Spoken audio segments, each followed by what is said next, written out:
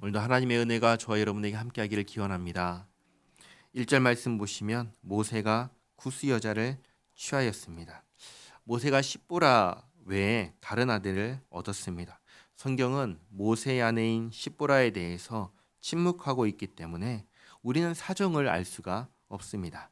다만 이때의 모세의 나이가 80세가 넘었다는 것을 감안하면 상당히 늦은 나이에 다른 아내를 둔 것입니다. 오늘날과는 다른 고대 사회이기 때문에 당시의 일반적인 윤리로 어떤 건지 판단하기가 어렵습니다.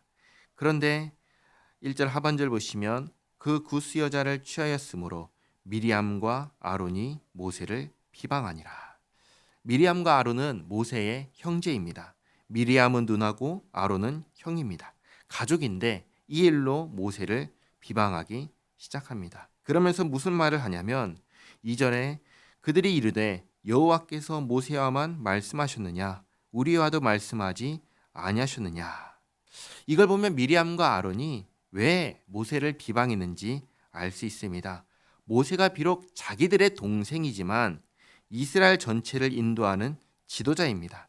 그러니까 자기가 형이고 누나지만 어떻게 할 수 없었는데 이제 뭔가 흠이 생긴 것이죠. 흠을 지적하고 끌어내리는 것입니다. 끌어내려서 어떻게 하겠다는 것인가? 우리가 하겠다라는 것입니다. 하나님께서 우리와도 말씀하신다. 너는 흠이 있다. 너는 이제 뒤로 물러나라. 우리가 하겠다. 이런 얘기를 하는 것이죠. 그런데 이 말을 누가 들을까요? 하나님께서 들으십니다. 2절 하반절에 여호와께서 이 말을 들으셨더라. 하나님께서 들으시는 것이죠.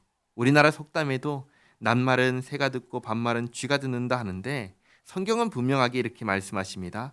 우리가 하는 말을 하나님께서 들으십니다. 우리는 생각도 조심해야 되지만 말도 조심해야 되는 이유가 여기에 있습니다. 딱 한 가지만 염두하면서 말하고 행동하면 됩니다. 뭐냐? 이게 하나님의 자녀가 해도 될 말인가? 3절에 이 사람 모세는 온유함이 지면의 모든 사람보다 더하더라. 여호와께서 갑자기 모세와 아론과 미리암에게 이르시되 너희 세 사람은 회막으로 나오라 하시니 그 세 사람이 나아가매 여호와께서 구름 기둥 가운데로부터 강림하사 장막문에 서시고 아론과 미리암을 부르시는지라. 그 두 사람이 나아가매. 하나님께서 아론과 미리암을 부르십니다. 순서가 앞에와 다릅니다.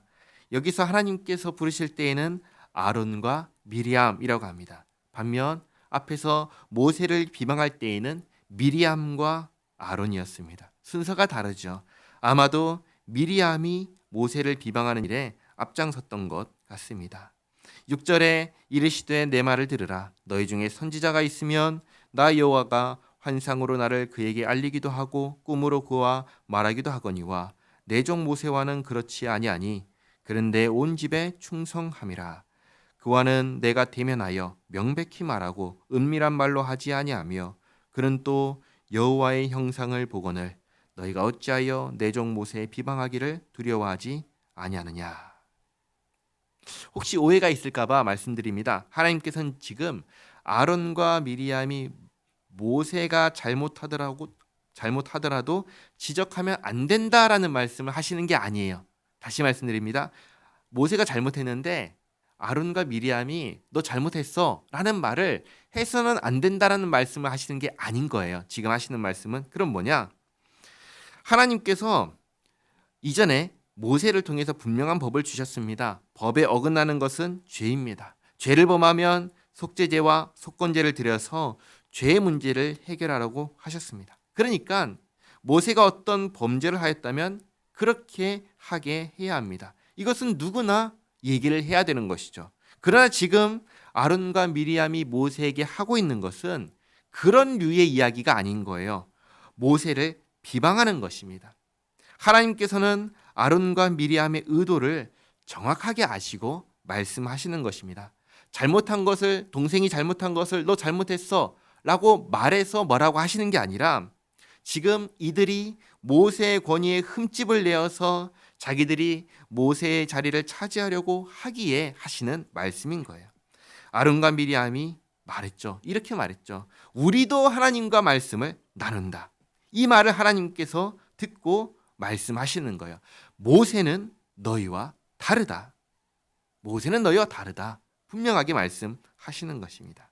9절에 여호와께서 그들을 향하여 진노하시고 떠나심에 구름이 장막 위에서 떠나갔고 미리암은 나병에 걸려 눈과 같더라. 아론이 미리암을 본즉 나병에 걸렸는지라. 하나님께서 미리암을 벌하십니다. 아론이 이에 모세에게 이르시되 슬프도소이다 내 주여. 아론이 모세를 향해서 뭐라고 부르죠? 내 주여라고 말합니다. 하나님께서 모세와 아론의 입장 차이를 분명하게 말씀하시니까 그 말씀을 따라서 말하는 것입니다.